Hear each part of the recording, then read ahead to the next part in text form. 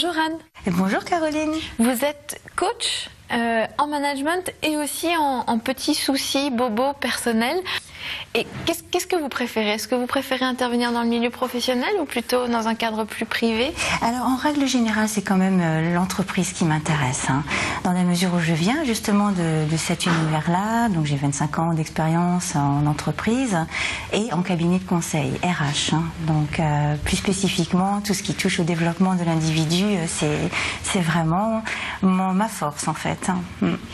Dans quel cas de figure, quand on est en entreprise, on peut avoir besoin de vous? Donc ça peut toucher aussi bien le dirigeant que le manager d'équipe, que l'individu, l'ouvrier par exemple. Est-ce que vous auriez imaginé un jour justement devenir coach? Non.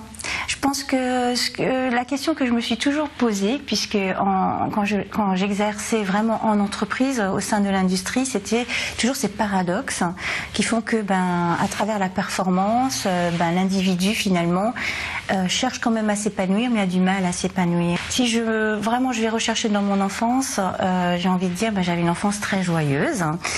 Et en fait, j'étais accompagnée par des parents extrêmement gentils et bienveillants. Et en fait, un couple très paradoxal, puisqu'une maman qui était versée dans le social, vraiment très social à outrance, hein, on va dire, et un papa cartésien, puisque directeur de banque.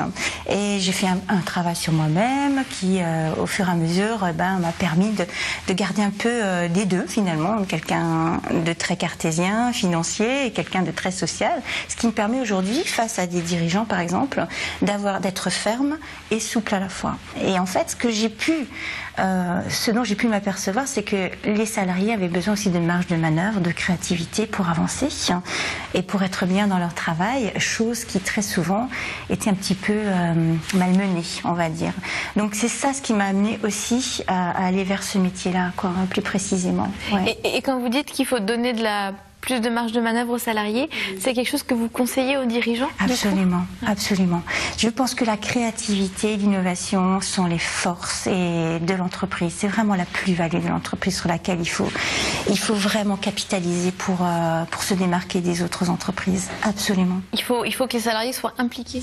Complètement, ça, en fait. Complètement impliqués, qu'ils soient heureux dans le travail qu'ils réalisent au quotidien. Qu'est-ce qui s'est passé chez vous pour que vous décidiez au bout de 25 ans de RH, de ressources humaines, de quitter l'entreprise et de devenir justement ce que vous êtes, coach? C'est une très bonne question en fait. C'est la souffrance, je pense, que moi j'ai vécue dans l'entreprise, hein. Le manque d'initiative que j'ai pu prendre face justement à ce que je pouvais sentir, voir et ce que j'aurais souhaité mettre en œuvre. Vous étiez frustrée? Très frustrée, oui. Ouais. Ce qui fait que j'ai contrebalancé ça en devenant indépendante et chef d'entreprise finalement. En fait, c'est ça, vous aidez et c'est ça qui vous construit en même temps. Oui, voilà. En fait, c'est vraiment ça et c'est laisser parler mon cœur en fait, hein, et d'autoriser les gens à aller vers leurs rêves finalement, à atteindre leurs rêves en s'écoutant. Est-ce qu'il y a une problématique comme femme? Est-ce qu'il y a des choses sur lesquelles vous devez intervenir plus, par exemple chez les femmes dirigeantes?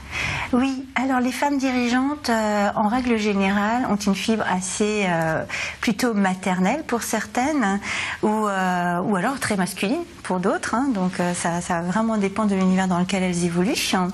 Et donc les problématiques sont plus de nature à s'imposer en tant que femme dans l'entreprise, surtout quand ces femmes dirigeantes ont en face d'elles un public très masculin.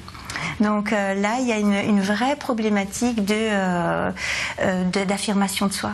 Oui, tout à fait. Et la confiance en soi, évidemment, qui revient et qui fait que la femme arrive à s'imposer aussi en douceur, pas forcément par la force, mais merci. Voilà. Merci à vous. À bientôt.